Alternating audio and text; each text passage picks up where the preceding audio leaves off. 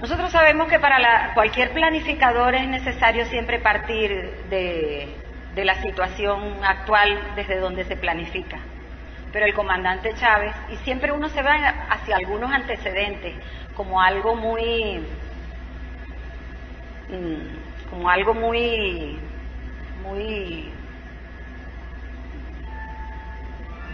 necesario hacer. Pero con el comandante Chávez no solo es que es necesario, sino que es imprescindible por su paradigma radical. Él siempre, que se presentó ante todos nosotros, él nos enseñó que para poder comprender el hoy, siempre teníamos que buscar hacia atrás. Y que si teníamos un sueño hacia futuro, solo era posible si veíamos sus raíces más profundas. Y de esas raíces él se alimentó para, como todos sabemos, para poder compartir con nosotros en su vida material, compartir con nosotros la realización de ese sueño, que como también siempre nos lo manifestó, no era una batalla, una lucha nueva, sino que era la misma batalla. Y como él finaliza con su plan de la patria, diciendo que los objetivos estratégicos del plan de la patria son históricos porque vienen de lejos, y son históricos porque son permanentes. Entonces quiere decir que, como él lo manifestaba, que era una misma lucha por las mismas banderas de libertad, de independencia. Por eso es que y en algún momento, en el año 91, cuando él escribe, antes de insurgir el 4 de febrero del 92, cuando él escribe acerca del Libro Azul, allí plantea que la revolución es el medio para alcanzar esa imagen objetivo, ese futuro que quedó pendiente realizarlo por nuestros antepasados, por nuestros libertadores, por nuestros próceres. Y plantea que la revolución es el medio para alcanzar ese futuro que por el cual nuestros próceres dieron sus vidas, y él asumió retomar eso. Entonces, pero para llegar a esa imagen objetivo, para llegar a cumplir ese sueño, es necesario transitar por la revolución. Y esa imagen objetivo, ese sueño por alcanzar, es el nuevo modelo de sociedad. Un nuevo modelo de sociedad que quedó pendiente por cristalizar. Y que las tres grandes fuentes de donde él bebe para alimentar las energías necesarias para hacer posible, hacer realidad ese nuevo modelo de sociedad, él lo toma de Simón Rodríguez, el maestro, de Simón Bolívar, el líder, y de Ezequiel Zamora, el guerrero, en tres momentos históricos, pero que hacen un encadenamiento hacia un mismo objetivo. Estos tres preclaros hombres de la historia nuestra coinciden en esa imagen objetivo, aportando cada uno desde su desarrollo propio, del maestro, del líder y del guerrero. Es un nuevo modelo de sociedad que lo llama, que Simón Rodríguez lo llama la utopía concreta, y Chávez le pone el nombre de la utopía concreta robinsoniana, porque el maestro es quien primero la asoma, y él siempre decía, el maestro Simón Rodríguez, que nuestros próceres y su pupilo, el libertador Simón Bolívar, habían creado repúblicas, pero que había que fundarlas, y esas fundaciones él las identificó en la educación, pero bajo el modelo de la educación popular y liberadora. Por eso su propuesta incomprendida en todo nuestro continente latinoamericano y bueno, y más allá, siempre incomprendida porque él apostaba a que fuera igualitaria, que debían estudiar las niñas, así como los niños, que también, así como estudiaban los blancos, debían estudiar los indígenas, y los padres también tenían que estudiar porque había mucha falta de preparación también por la familia, y bueno, todas esas cosas. Pero él, el comandante Chávez en el año 91, en este libro azul, que es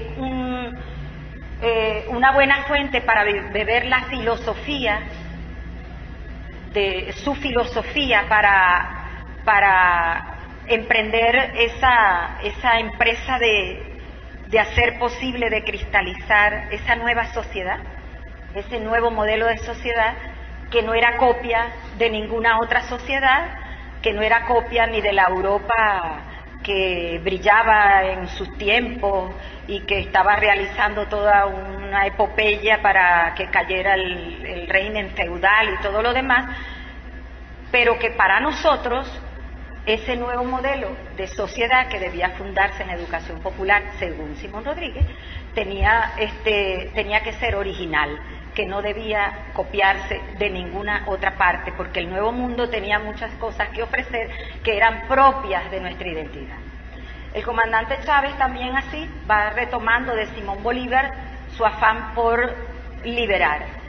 Una cosa desde la educación la hacía Simón Rodríguez para liberar, y desde el líder libertador por la independencia buscaba también liberar.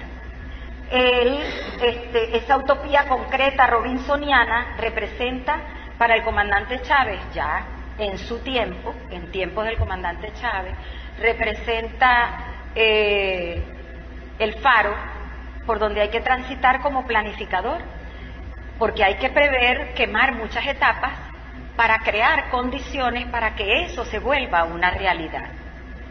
Y entonces es así como esa utopía concreta robinsoniana. Si dice Eduardo Galeano que la utopía nunca se consigue porque está en un horizonte que entre más nos acercamos más ella se va alejando, nos invita a caminar, dice Eduardo Galeano. Y caminando, como dice el cantante también, ¿verdad? Se hace camino al andar, andando se hace el camino. Entonces es un poco esa la idea. Y el fuego sagrado, por esa libertad y por ese nuevo modelo de sociedad, es el que debe prender en todo un pueblo para que se haga una masa en movimiento, como también toma de Simón Rodríguez el comandante Chávez, que la fuerza material está en la masa, ¿verdad? Entre más abracen el mismo sueño, se estará legitimando y se estará abriendo el camino para que se haga posible ese sueño de nueva sociedad. Pero al mismo tiempo dice que la fuerza moral está en el movimiento, entonces en la masa, pero en movimiento, porque si no, no hay revolución.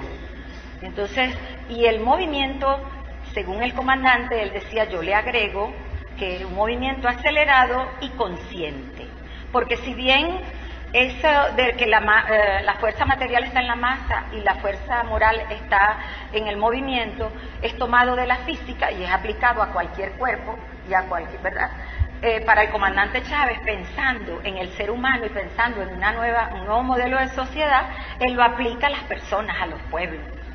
Y entonces él dice, pero consciente para que pueda legitimar la propuesta, el sueño.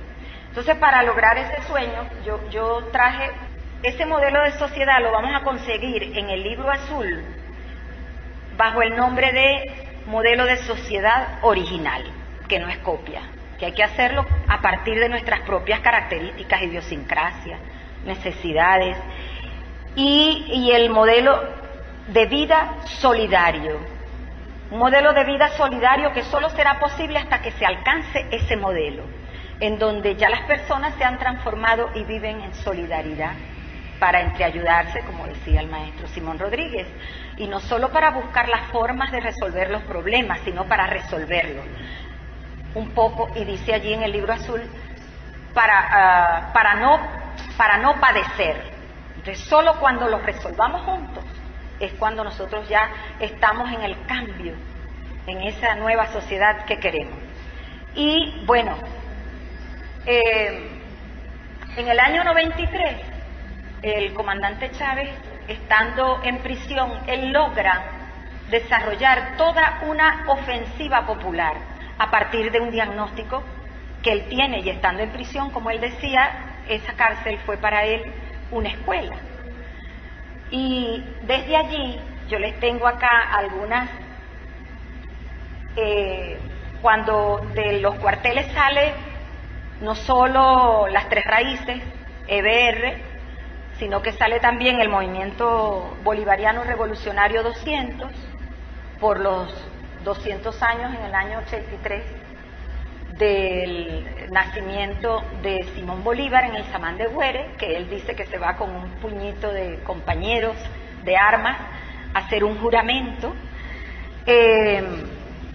Se elabora un documento del MBR 200, ya estando él en prisión, ya fuera de los cuarteles, pero en prisión, que se llama de la estrategia y línea de masas. Y ahí vamos a ver cómo el comandante Chávez organiza todo ese sueño, todas esas ideas, todo ese fuego sagrado que nunca lo abandonó en su pecho, para determinar que era necesario, en ese documento, que les mostré acá, de 3 que salieron, uno se llama de la estrategia y línea de masa, del MBR 200.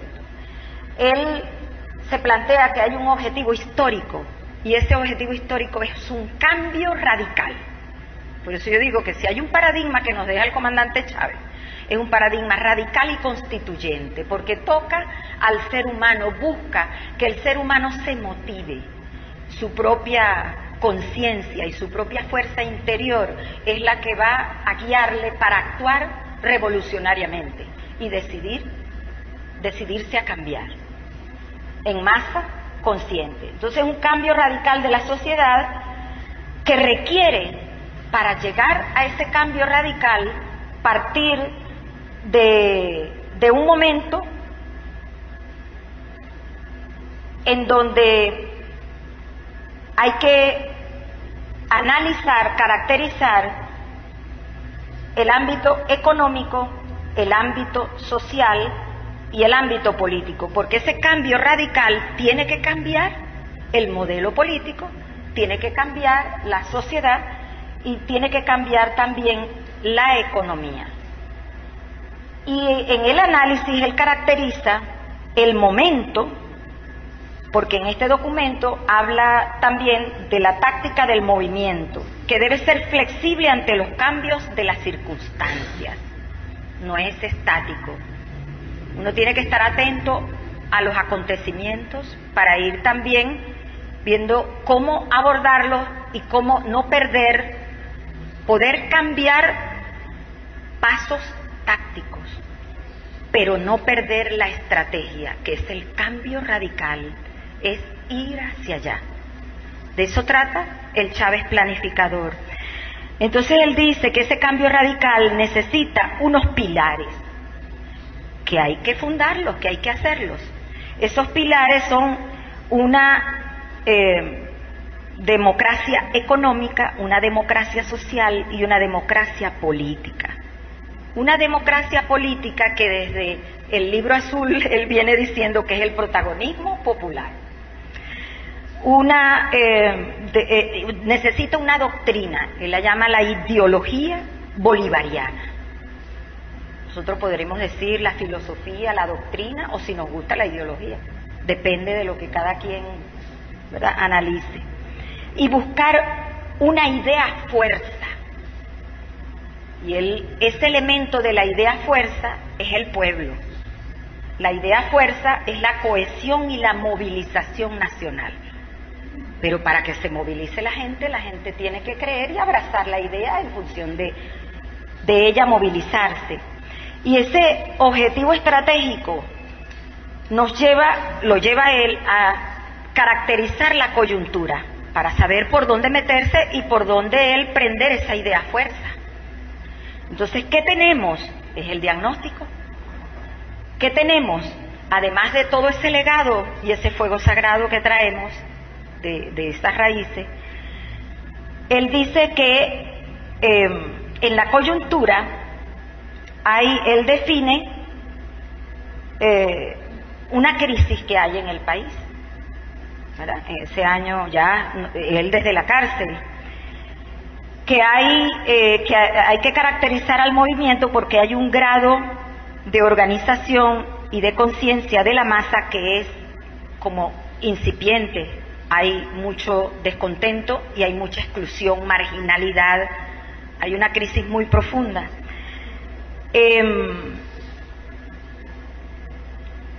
Y claro, se plantea cuál es el papel que el movimiento, que debe ser una vanguardia que no se aleje del pueblo, que debe ser una vanguardia que siempre esté con el pueblo para poder traducir no solo las necesidades, sino las expectativas y los sueños de ese pueblo.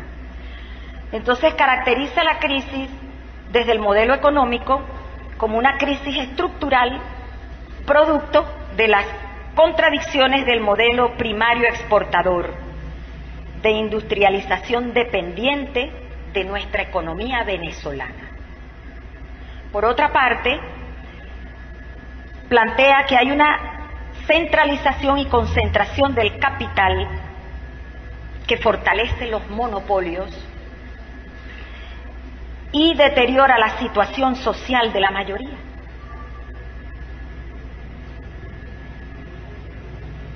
Que si bien hay una afluencia acelerada del capital extranjero, hay una transnacionalización del país y hay una agudización de la miseria, de la exclusión y de aquello que en algún momento todos conocimos como la marginalidad. Así, dice, la situación de las masas está para que nosotros transitemos por un periodo que significa no dar el cambio, no dar el salto, porque no hay condiciones. En esa ofensiva popular hay que acumular fuerzas. O sea, tú no puedes lanzar una idea antes de tiempo,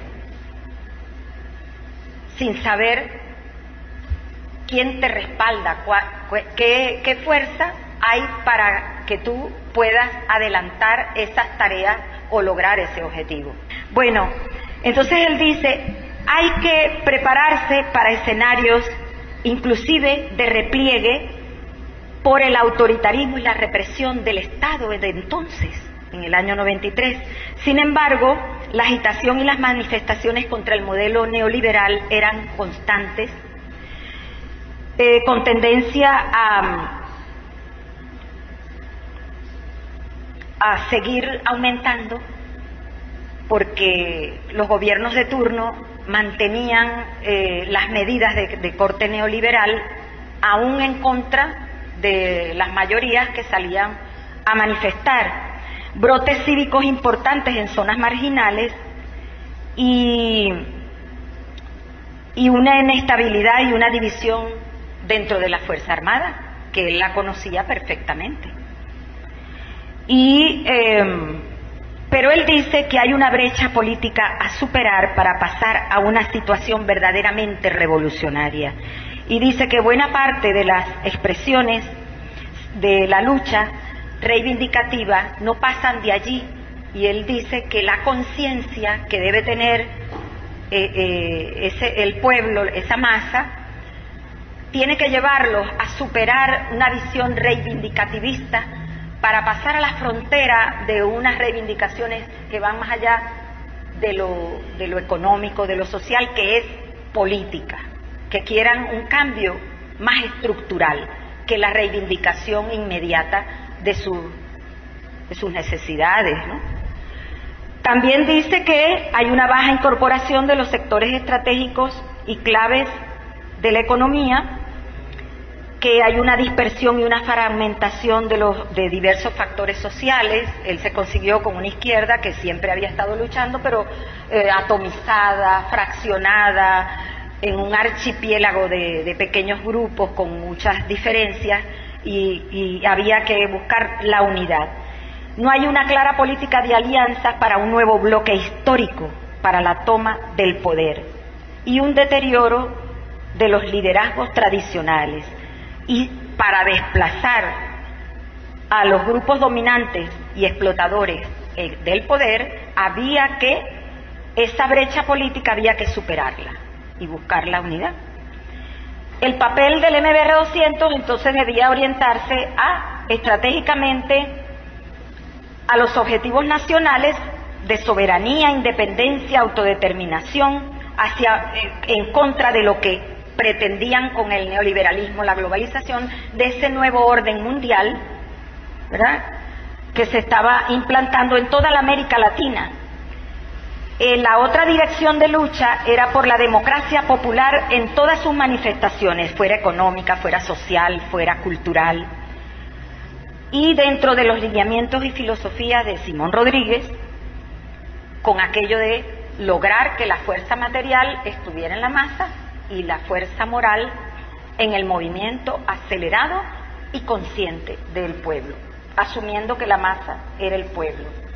Y el MBR 200 debía seguir siendo esa organización articulada que luchara por sus objetivos históricos con las masas y buscando esa movilización y organización, siempre que hubiese un saldo organizativo dentro de las masas, de conciencia y organización.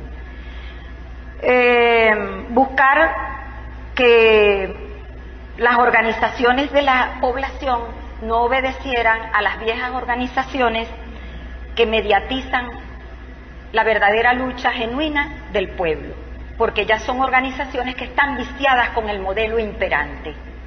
Entonces siempre pensaba, y aquí viene otro rasgo del Chávez planificador, siempre pensaba en el poder constituyente, porque para crear nuevos escenarios y nuevas sociedades hay que luchar contra lo constituido. Y entonces, ¿de dónde sale, de dónde emerge la fuerza para luchar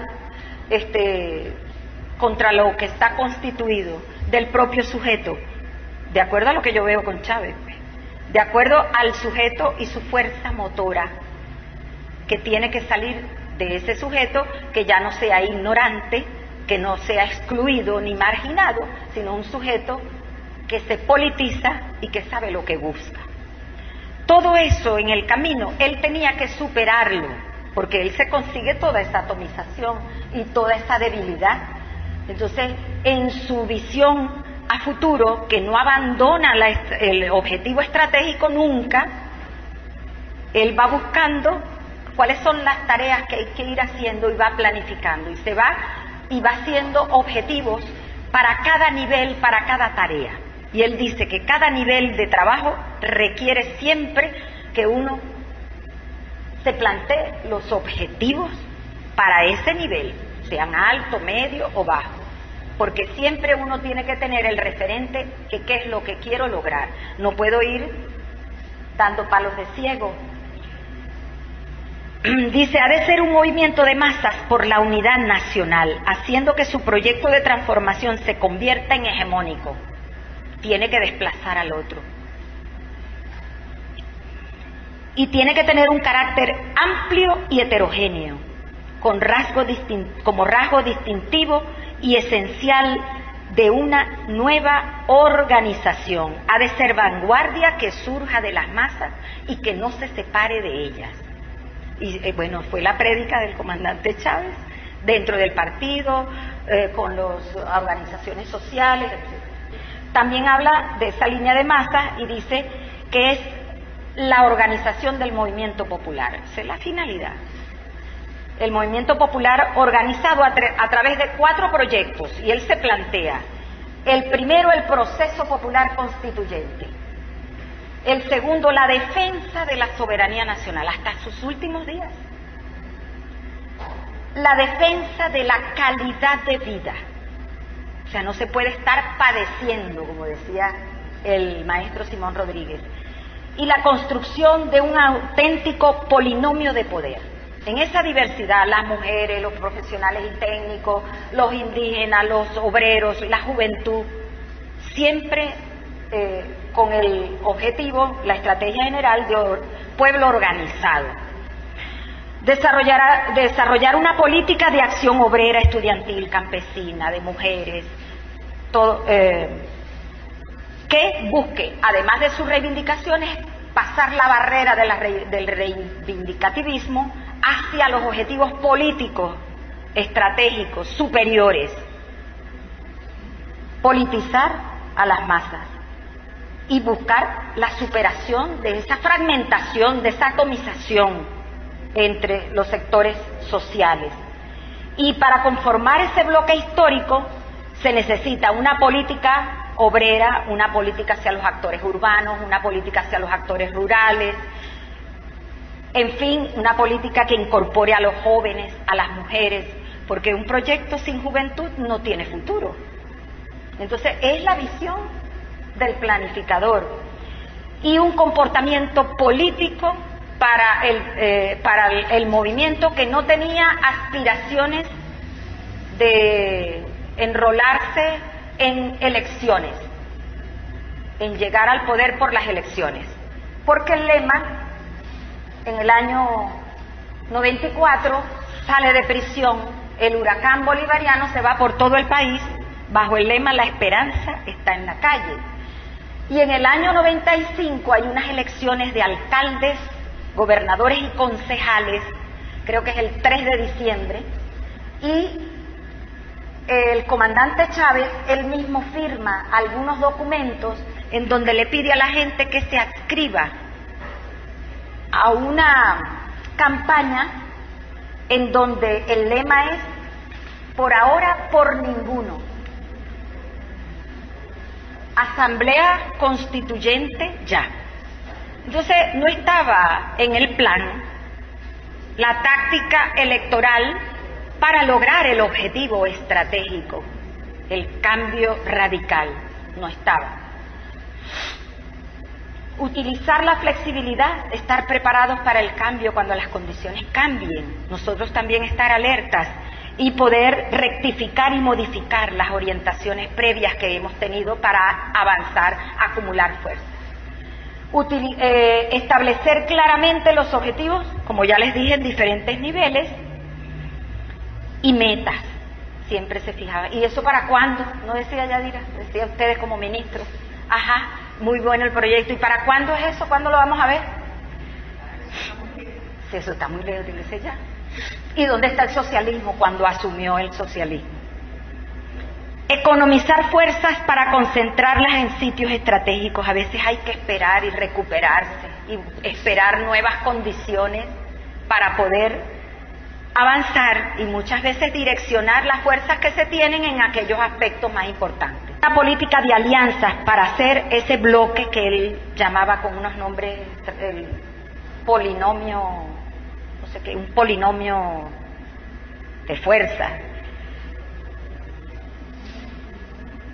con los aliados sociales, los obreros, los empleados, con las comunidades, los vecinos, los barrios, las fábricas, los campesinos, los sectores de las Fuerzas Armadas, aquellos, siempre lo dijo, aquellos empresarios honestos y nacionalistas que cada vez parece que quedan menos. Y buscar también aliados políticos en los sectores y fuerzas populares organizadas, en el Frente Nacional Bolivariano, que era lo que iba adelante siempre, el Frente Nacional Bolivariano, y otros polinomios de poder con todas estas otras estructuras que no querían militar en el Frente Nacional Bolivariano, pero que podían estar en otras organizaciones o gremios que compartían todo este mapa estratégico. El actor fundamental, decía, era esa vanguardia siempre al lado del pueblo. Y esos proyectos estratégicos, Frente Nacional Bolivariano, la organización del movimiento popular, el proyecto de transición, la nación latinoamericana y política exterior y el proyecto nacional Simón Bolívar.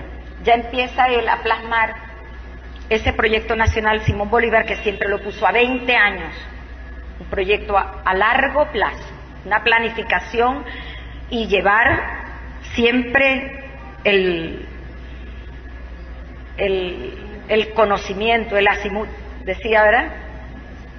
Para poder navegar hasta en las tormentas.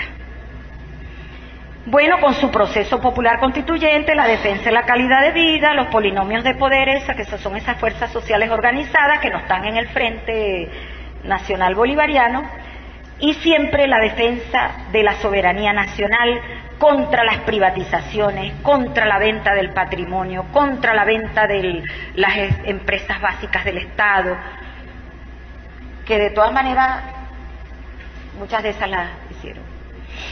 Bueno, él se plantea el proyecto de transición y él dice que hay que buscar una moratoria de la deuda, que hay que el manejo presupuestario de acuerdo a varios escenarios, que hay que redimensionar los planes de PDVSA, defender ese patrimonio nacional con las empresas básicas y estratégicas, mejorar los niveles de vida de la población, que eso siempre a él lo puso por delante. Él decía, con estos gobiernos de la Cuarta, que se empeñaban en aquellos discursos de mejorar los indicadores macroeconómicos, y él decía, ¿y quién atiende los indicadores macrosociales? Entonces él decía, no, por delante el mejoramiento de los indicadores macrosociales, porque la economía debe recuperarse, sí, pero para el objetivo fundamental es cubrir las necesidades básicas humanas, individuales y colectivas. Y como estrategia internacional, la construcción de la nación latinoamericana. En el año 96, él hace un primer, vamos a decir, a partir de estos documentos, que esto tiene mucho de doctrinario, ya se enfila un poco más hacia la técnica de la planificación, organizando las ideas, viendo los vacíos, estudiando la realidad actual, viendo cómo hay que acumular para dar otros pasos más adelante e ir regulando el plan a lo que se va construyendo y a las cosas nuevas que se van dando. Y la Agenda Alternativa Bolivariana, en julio del año 1996, se convertirá en su programa de gobierno y el primer plan económico y social de la nación, cuando en el 19 de abril del año 97 se decide pasar de aquella estrategia de doble acción, resistencia nacional y ofensiva patriótica, porque si por un lado tú dices, por ahora por ninguno estoy en resistencia, constituyente ya, no es solo estar en resistencia, hay una propuesta de ofensiva revolucionaria que es la constituyente, ¿sí? Para que se exprese la soberanía popular y plantee un nuevo esquema un nuevo mapa, que es el plan de la patria, que luego cristaliza en qué documento. No lo tengo aquí a mano, pero el Plan Nacional Simón Bolívar, en ese proyecto nacional a 20 años, ¿en qué cristaliza en el año 99? La Constitución.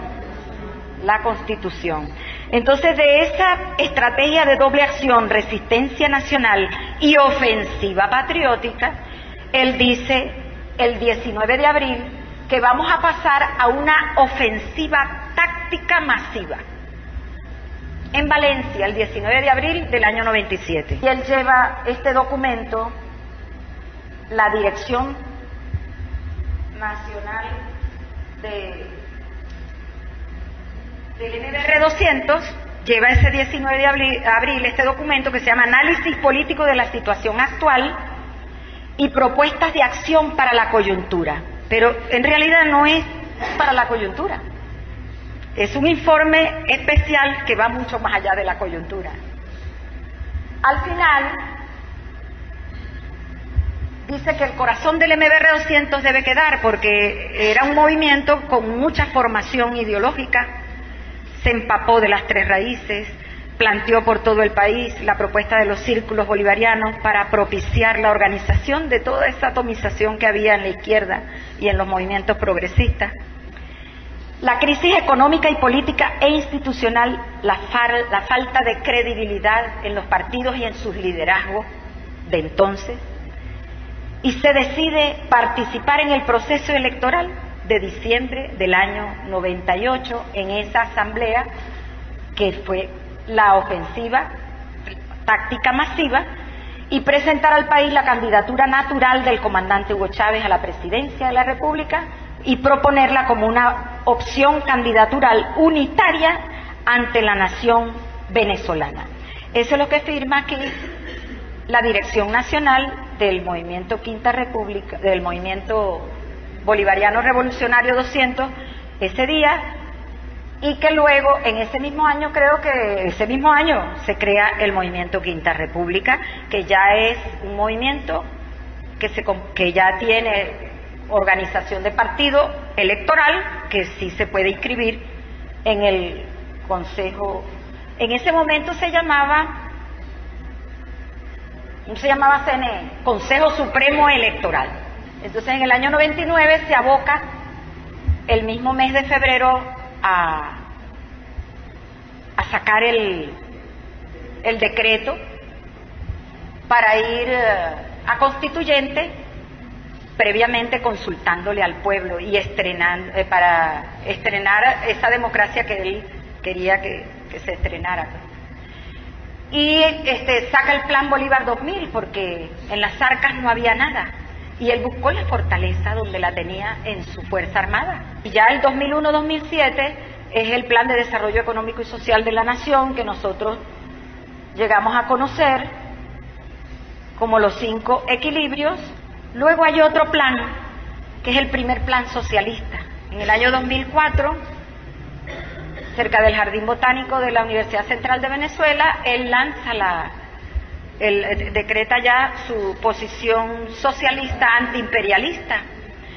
Y para el año 2007-2013, el Plan de Desarrollo Económico y Social de la Nación, sus líneas generales, es un documento, yo digo que es como un segundo documento, si lo leemos en detalle. Si el libro azul tiene mucho contenido doctrinario, en este Plan de Desarrollo Económico y Social de la Nación 2007-2003 nos habla por primera vez de la suprema felicidad social y nos habla de una nueva ética socialista. Entonces vuelve a retomar un plan que es principista, que ayuda mucho para orientar los planes y las acciones y los programas y los proyectos que nosotros queremos desarrollar.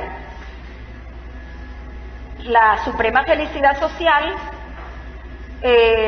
la democracia protagónica revolucionaria en lo político, en lo económico nos habla por primera vez de las empresas, las EPS, las empresas de producción social, las empresas de propiedad social, la necesidad de pasar del egoísmo al colectivismo, a la solidaridad, y habla del modelo productivo socialista y nos habla de la necesidad de un desarrollo endógeno. Y bueno, y por supuesto, en lo internacional se plantea una nueva geopolítica internacional y una nueva geopolítica nacional. Y bueno, se plantea tajantemente y radicalmente la lucha contra el latifundio. En este plan de la Nación 2007-2013. Y luego, por supuesto, el magistral Plan de la Nación, que todos conocemos, que es el Plan de la Patria, que es el segundo plan socialista. Ese está muy viejito.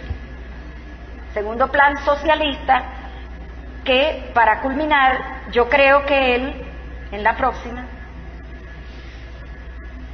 que es el plan para siempre, que es cuando él allí nos plantea que son objetivos históricos porque vienen de muy lejos y que además son históricos porque son permanentes. Pero aquí hay una en donde con ese primer plan económico y social de la nación de los 5 equilibrios, nosotros podemos concluir que ese plan nos plantea y veamos si no ha sido así la transformación que hemos vivido en este proceso. De una economía dependiente especulativa, donde la concentración del capital está en pocas manos, nosotros estamos viviendo una guerra económica porque se están tocando todos esos intereses, al desarrollo de una economía productiva e impulso a una economía social. No hablaba todavía de socialista, este es el 2001-2007. De la exclusión social y el disfrute de derechos individuales en una sociedad egoísta, a la justicia social a través de la inclusión, el disfrute de los derechos sociales de forma universal y equitativa en una sociedad no egoísta sino solidaria. De la democracia representativa de élites y para élites opresoras con privilegios a la democracia participativa, con contraloría social y un nuevo marco legal. De la descentralización, desintegrando el territorio y preservando pequeños feudos que no reconocen la supremacía nacional, a la ocupación racional y consolidación del territorio con una descentralización que nosotros lo vemos ahora cuando se reúne el Consejo Federal de Gobierno y están los consejos comunales, una descentralización que va directo a las comunidades, no necesariamente pasando, porque la descentralización, la derecha y la cuarta siempre la imaginó y la ejecutó, es a partir solamente de las alcaldías, de las gobernaciones, y todo lo que huela a transferencia hacia las comunidades representa una competencia desleal a su feudo. Entonces, el comandante Chávez pues dijo en sus últimos mensajes, comuna o nada, ¿verdad? Un poco está allí desde el principio, pues. Y la subordinación en lo internacional a los intereses transnacionales bajo la hegemonía política y económica unipolar de los Estados Unidos, a fortalecer la soberanía nacional y promover un mundo multipolar que hoy se sigue ratificando en los cinco objetivos históricos, y ese plan enorme que él desarrolló, que es bastante exhaustivo, que es un reto para nosotros, que representa ciertamente el salto hacia el no retorno de la revolución socialista bolivariana del siglo XXI, que es la consolidación de la Quinta República, como lo establece la Constitución del año 99, para hacer irreversible ese tránsito hacia el socialismo. Nosotros vemos como rasgos estructurantes lo social. Siempre está presente la erradicación de la pobreza, el protagonismo de la juventud en la revolución, la inclusión y la equidad de género, el vivir bien para nuestras comunidades y pueblos indígenas, la satisfacción de las necesidades humanas, ante todo para el buen vivir o el vivir bien del pueblo. Está lo pedagógico, elevar la moral, insiste en la ética socialista, la conciencia. En lo laboral, el trabajo liberador con significado, pasar a la economía productiva y abrazar los valores socialistas. El poder popular atraviesa también todo el plan. Un clamor en todo el plan es el fortalecimiento de la participación protagónica del pueblo, así como el logro de la soberanía y la democracia comunicacional, que es una batalla a brazo partido que tenemos que darla hasta que nos vayamos al otro mundo, pues. En lo político, siempre el respeto a la voluntad popular, la supremacía de superación de la lógica del capital. La lógica capitalista está presente cuando se habla en el objetivo histórico de la Venezuela potencia, en lo social, en lo económico, en lo cultural, en todo. En lo científico-tecnológico vemos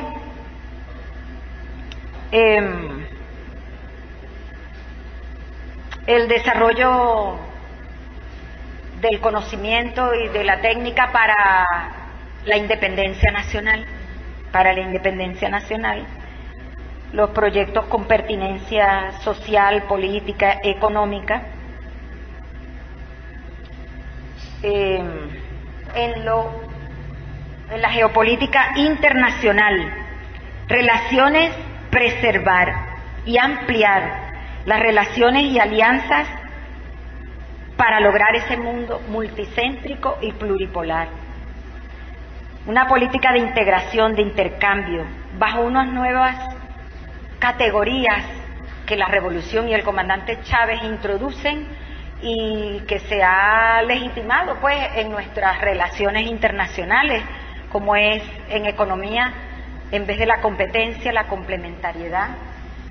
También cuando se habla de la explotación de recursos, él acuñó más bien la categoría el aprovechamiento racional de los recursos. El reconocimiento de las asimetrías entre los países, entre las naciones, para establecer esos lazos económicos, comerciales, financieros. En trabajo y economía,